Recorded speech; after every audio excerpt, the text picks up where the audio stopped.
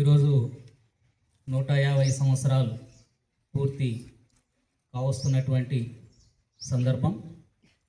వందే మాతర గేయం రక్షించబడి 150 సంవత్సరాలు అవుతున్నటువంటి సందర్భంలో దేశవ్యాప్తంగా ప్రతి ప్రభుత్వ కార్యాలయాల్లో, అన్ని కార్యాలయాలు వందే మాతర గీతాలాపన చేయాల్సిందిగా ప్రభుత్వాలు ఆదేశాలు జారీ చేయడం మూలంగా మన పాఠశాలలో కూడా ఈ కార్యక్రమం నిర్వహించుకుంటున్నాం.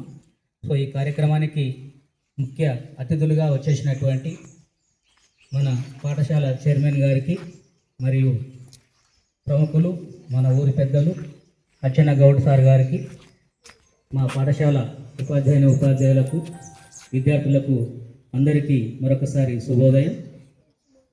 మరి వందే మాతర గీతం యొక్క ప్రాముఖ్యత తెలుసుకోవాలనుకుంటే ఇది 1875వ సంవత్సరంలో రచించబడడం జరిగింది. అప్పుడు మన దేశాన్ని బ్రిటిష్ వాళ్ళు పరిపాలన చేస్తున్నటువంటి సందర్భం.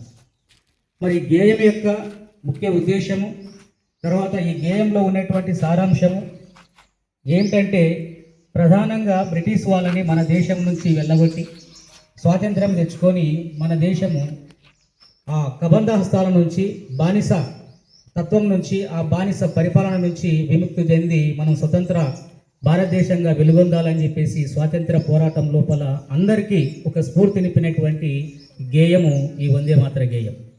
సో 1875లో దీన్ని రచించబడి తర్వాత 1896వ సంవత్సరం లోపల దీనికి బాణీ కట్టినటువంటి వారు, బాణీ అంటే ఇప్పుడు మనం బాణ్యం కదా, పాట లయబద్ధంగా పాట లెక్కల వాడతాం చూడు. సో దానికి కట్టినటువంటి వాళ్ళు రవీంద్రనాథ్ ట్యాగూర్ గారు. తెలుసు కదా, రవీంద్రనాథ్ ట్యాగూర్ విశ్వకవి, జనగణమన ఏదైతే రాయడం జరిగిందో ఆయన దీనికి బాణీ కట్టడం జరిగింది. ఇక్కడ జనగణమన కానీ తర్వాత వందే మాతరం కానీ రెండింటికి ఈక్వల్ ప్రయారిటీ, ఒకటి ఎక్కువ ఒకటి తక్కువనే కాదు, రెండింటి కూడా సమానమైనటువంటి హోదా, గౌరవం అనేటువంటిది మనము ఇవ్వడం జరుగుతూ ఉంది. మనం రాజ్యాంగంలో కూడా దాన్నే రాసుకోవడం జరిగింది. మరి ఈ గేయము మొత్తం దేశంలో ఉండేటటువంటి ప్రజలందరినీ, స్వాతంత్ర పోరాటంలో ఉన్నటువంటి మొత్తం అందరినీ, ఉద్యమకారులందరినీ కూడా బాగా స్ఫూర్తి పొందించి చాలా అంటే స్వాతంత్రాన్ని తీసుకురావడం లోపల చాలా కీలకమైనటువంటి పాత్ర పోషించినటువంటిది ఈ వందే మాతర గేయం. ముఖ్యంగా 1905వ సంవత్సరంలో, సో 1875లో రచించబడినప్పటికీ అప్పటి నుంచి కూడా అక్కడక్కడ దేశవ్యాప్తంగా వ్యాప్తి చెందినప్పటికీ 1905లో మాత్రం ఇది దేశవ్యాప్తంగా మొత్తము ఉర్రు తొలగించేసి బ్రిటిష్ వాళ్ళకి బాగా గుండెల్లో నిద్ర లేకుండా చేసినటువంటి సందర్భం. 1905లో ఏం జరిగింది? బ్రిటిష్ వాళ్ళు బెంగాల్ విభజన చేయడం జరిగింది. బెంగాల్, పశ్చిమ బెంగాల్ ఉంది కదా, ఇప్పుడు బంగ్లాదేశ్ ఉందా? బంగ్లాదేశ్ కూడా ఒకప్పుడు మన దేశమే. సో ఆ పశ్చిమ బెంగాల్ని 2 భాగాలు చేయడం జరిగింది. కారణం ఏంది? బ్రిటిష్ వాళ్లకు వ్యతిరేకమైనటువంటి పోరాటాలు, ఉద్యమాలు అన్నీ కూడా అక్కడి నుంచే వస్తున్నాయి. కారణం ఏంటంటే అక్కడ మంచి చదువుకున్న వాళ్ళు ఉన్నారు, చైతన్యవంతులు ఉన్నారు, కాబట్టి అక్కడ నుంచి స్వాతంత్ర పోరాటం అనేటువంటిది ఎక్కువగా వస్తుంది. కాబట్టి దీన్ని ఎట్లయినా సరే అణచివేయాలి, బ్రిటిష్ వాళ్ళు దీన్ని ఇంకా ఎక్కువ కాలం మనం పరిపాలన చేయాలనేటువంటి ఉద్దేశంతో ఇక్కడ హిందువులు, ముస్లింలు కొంత ప్రాంతం లోపల ఎక్కువ ఉన్నారు. బంగ్లాదేశ్ ప్రాంతంలో ముస్లింలు ఎక్కువ ఉన్నారు.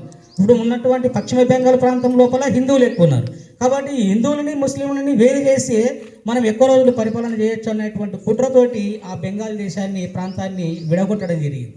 ఆ విడగొట్టినటువంటి సందర్భం లోపల వీళ్ళకి ఇంకా ఎక్కువ కోపం వచ్చేసి ఖచ్చితంగా ఎందుకు విడగొడుతున్నామని చెప్పేసి ఒక ఉధృతమైనటువంటి పోరాటం, ఆ వందే మాతర ఆ పోరాటం అనేటువంటిది అప్పటి నుంచి ఈ గేయము మొత్తం దేశవ్యాప్తంగా బాగా ఉనికిలోకి రావడం జరిగింది అన్నమాట, ఆచరణలోకి రావడం జరిగింది. సో ఆ స్వాతంత్ర పోరాటం అంత గొప్పగా పెద్ద ఎత్తున జరగడం మూలంగా లాస్ట్కి బ్రిటిష్ ప్రభుత్వం ఏం చేసింది? ఆ బెంగాల్ విభజన చేసినటువంటి దాన్ని రద్దు చేసేసి మళ్ళీ రెండింటిని కలిపివేయడం జరిగింది 1911వ సంవత్సరంలో. సో ఇట్లా ఈ 1905లో దాన్ని వందే మాతరం ఉద్యమాన్ని కూడా అంటారు.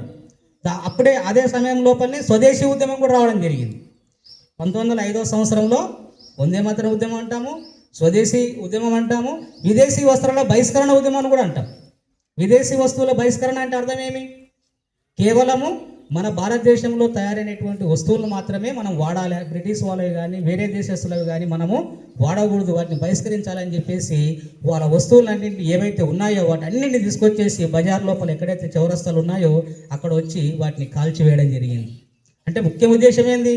మన దేశము, మన ప్రాంతము, మన వస్తువులు మనమే ఉండాలి కానీ వేరే దేశానికి సంబంధించినటువంటి మనం వాడకూడదు అని చెప్పేసి ఒక స్వాతంత్ర కాంక్షను రగిలించినటువంటి పోరాటమే ఆ యొక్క దానికి ఊపిరి పోసినటువంటి ఒక పాటనే లేక గేయమే ఈ యొక్క వందే మాతరం యొక్క ప్రాధాన్యత అన్నమాట. అంతటి గొప్ప ప్రాధాన్యతను సంతరించుకున్న మూలంగా ఈ 150 సంవత్సరాలు అయినటువంటి సందర్భం లోపల దీన్ని ప్రతి ఆఫీస్ లోపల జరుపుకుంటున్నాం. ఈరోజు కూడా మనం జరుపుకున్నాం.